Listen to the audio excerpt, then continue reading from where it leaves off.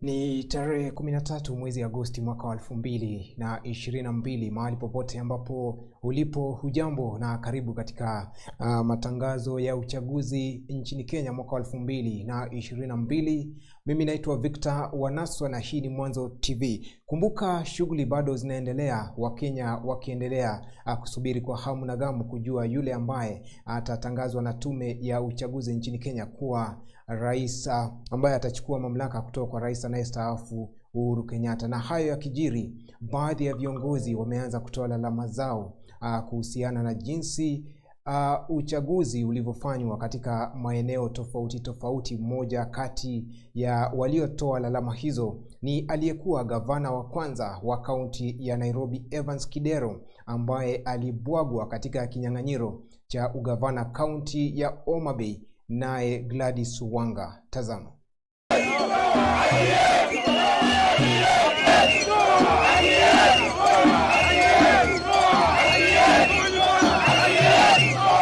I've been waiting to be declared the MCA elect Banja ward by the IBC, but up to now I'm still waiting because we were told from Wednesday that he's going to declare me as a winner because of the votes that I garnered in. We are in unison, 13 candidates who we contested with the NOA.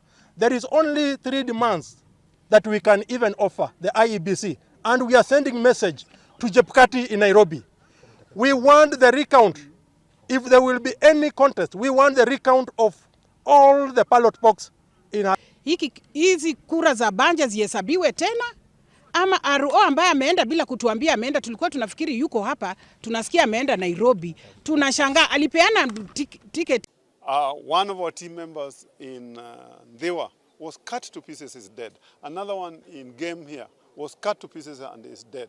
Yesterday, women in Shauriako were being beaten, were being caned with people who were on 4 black Prados, 150s, and yet the police could not do anything. It is however sad to note that gubernatorial elections in Awendo, Rongo and in Tumaru in Kuria East became a sham, just as in parts of Suna West and Suna East. While we would not want to give details at this particular moment, we wish to put those involved in notice that we will be taking legal actions to ensure that Migori people and the whole world understand that a mandate cannot be grabbed illegally. We noticed quite a number of irregularities across the board during this election. At the polling stations, it was clear that a number of presiding officers had chosen to take sides. Objections that were put by our teams were not taken into account. One of the candidates, our opponent, stormed the tallying centers in the middle of the night, intimidating people counting, and none of these objections. Teule wa eneo bunge la Kimilili iliyoko katika kaunti ya Bungoma, eneo la magharibi mwa Kenya, Didmas Baraza amejisalimisha kwa maafisa wa polisi baada yake kusakwa kwa siku 3 alipofyatua risasi na kumuua mlinzi wa mpinzani wake katika uchaguzi katika eneo hilo. Didmas ameweza kujisalimisha kwa maafisa wa polisi na kwa sasa anasaidia katika uchunguzi kuhusu kesi hiyo. Sorry.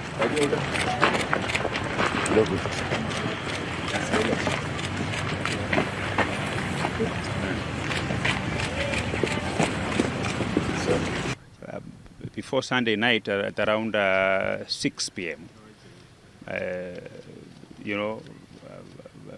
My private bodyguard was attacked badly. He was in a coma for 3 days. He's at life care. And on the same night, I survived an assassination attempt. And is now the honorary member for the National Assembly. And we want to thank... Na washindi katika nyadhifa mbalimbali katika uchaguzi wa mwaka 2022 nchini Kenya wameanza kutangazwa na tume huru ya mipaka nchini Kenya IEBC. Katika kaunti ya Kirinyaga, gavana Anne Waiguru ameibuka mshindi dhidi ya mpinzani wake Wangui Ngirishi. Na katika kaunti ya Siaya, Seneta James Orengo ameweza kutangazwa kuwa gavana wa kaunti hiyo. Hebu tazama wengine walioibuka washindi.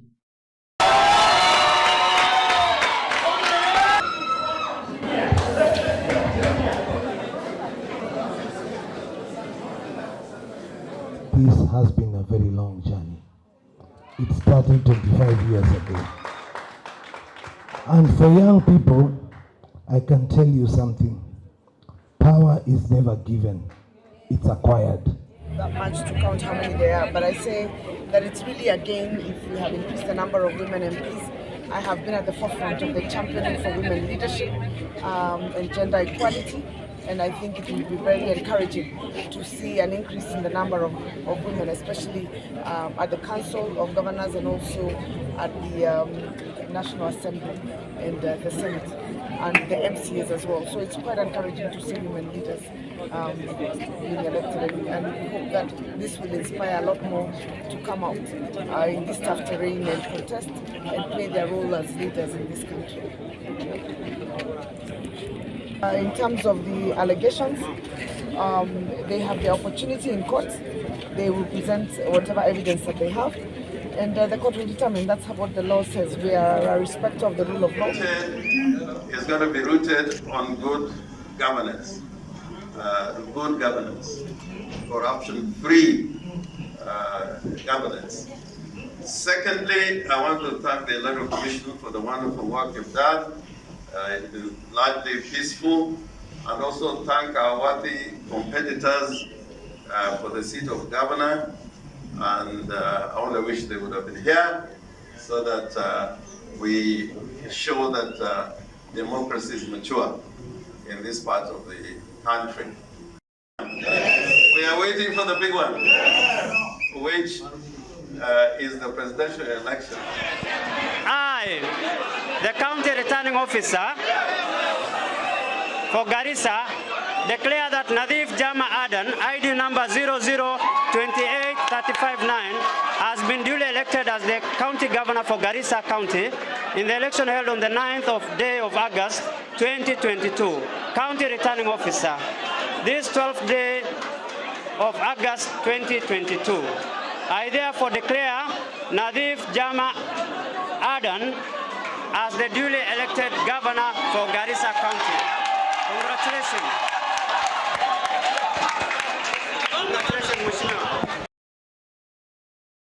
Na huku wao wakisherekea ushindi wao, kuna wale wenye kwao ni majonzi tupu baada yao kuweza kudai kwamba kulishuhudiwa dosari katika uchaguzi huo. Tuelekee katika kaunti ya Kajiado tusikie jinsi mambo yalivyokuwa katika kaunti hiyo.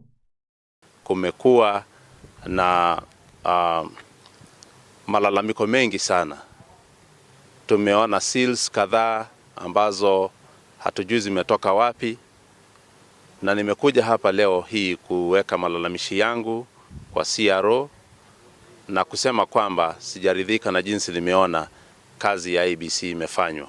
Hilo sanduku lilikuwa limefunguliwa na yale makaratasi yako kule ndani na maandishi yaliyokuwa yameandikwa kubadilishwa.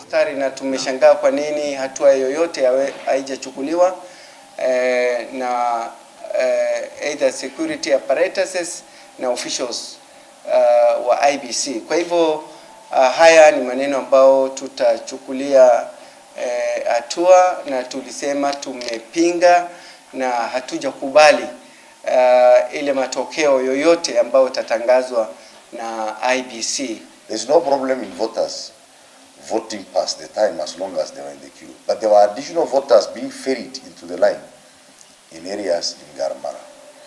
And you know that most of our agents in Garmara and Olonyiro areas, we were not able to reach them. It looks like there was a conduit, a well-orchestrated plan to inflate the figures in those regions to boost up the numbers of our opponents. We have witnessed in some of the polling stations where the presiding officers and all the election officials abandoned the polling stations and left. In some, they were even saying they will not commence the counting until they rest. So all this has created a room to create irregularities and even ballot stuffing. So what we are asking is we want fairness, because there seems to be no transparency in this process. If you have seen, you have been able to see that projection for results is being done out at a corner there. Personally, I'm using glasses. I cannot even see what is happening. I'm not even able to see. The last time, if I borrow from the other elections, we had a very big screen over here. If these results come out from what we know, contrary to what we know, yes, we will go to court and a repeat of this vote counting. Na wazee wa baraza la jamii ya Kimasai wamewarai wenyeji wa kaunti ya Narok kukumbatia amani wakati ambapo tume ya uchaguzi inaendelea na shughuli ya kujumuisha matokeo ya ugavana na urais katika maeneo tofauti na hususan katika ukumbi wa Bomas. Wengine ambao wametoa wito sawia ni pamoja na mwakilishi wa kike kaunti ya Marsabit Naomi Wago, ambaye amewataka wakazi wa Marsabit kudumisha amani. Cheki wengine ambao wameweza kutoa wito wa amani nchini Kenya.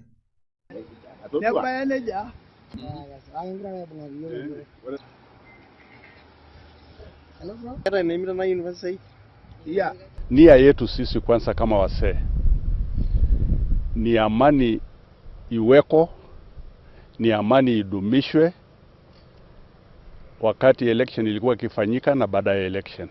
Tunataka kiongozi achakuliwe na haki yake na mtu asinyang'anywe haki yake. Hatutaki kuleta chuki, mambo ya kampeni imeisha. Tutakutana na viongozi wote, tukae tuongee ile kazi tumeandikiwa, tunataka kufanya hiyo kazi. Kwa hivyo ile mambo ya chuki ya kampeni tuache huko nyuma, sisi kama viongozi. Na kwingineko ni kuwa mashirika ya kiraia yanaendelea kupinga darubini matukio yaliyotokea katika uchaguzi wa kitaifa wa Kenya mwaka huu 2022, na itatoa ripoti yake hivi karibuni. Mashirika hayo yamedokeza kuwa yamepokea zaidi ya waraka 40,000 na 57% ya waraka hizo ikiwa ni maoni na hisia kutoka kwa Wakenya. The 2nd of August 2022, civil society organizations launched and established a civil society-led election situation room. This election situation room platform that is enabled by Ushahidi rallied Kenyan citizens to report real-time incidences anonymously through a toll-free short code, SMS 23102, a USSD code *603# and a Twitter hashtag Situation Mtani. The ESR also received reports of na katika uchaguzi huu wa taifa la Kenya kuna wale watu maarufu ambao walijitosa katika ulingo wa kisiasa, na baadhi wakaweza kuibuka washindi na wengine wakaweza kubwagwa. Kati ya wale ambao waliweza kuibuka washindi ni pamoja na muigizaji na mtangazaji maarufu nchini Kenya Felix Oduor, maarufu kama Jalango, ambaye alishinda kiti cha ubunge eneo la Lang'ata.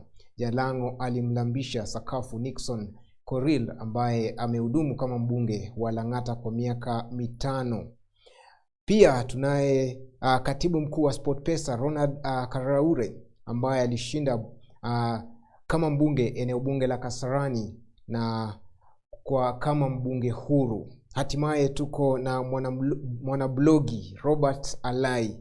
Alai ameibuka kuwa mwakilishi wadi wa eneo la Kileleshwa kupitia chama cha ODM.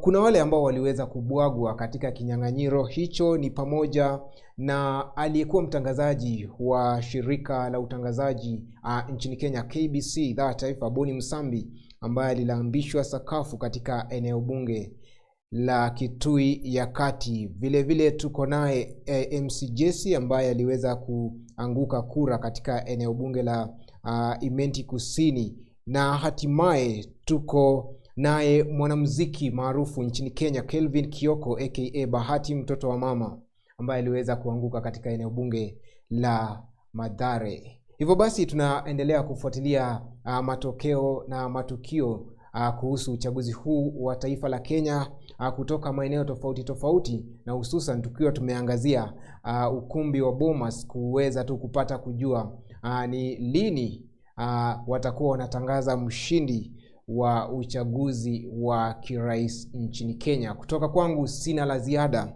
Mimi naitwa Victor Wanaswa na hii unatazama Ni Mwanzo TV. Tukutane baadaye kwa matangazo zaidi.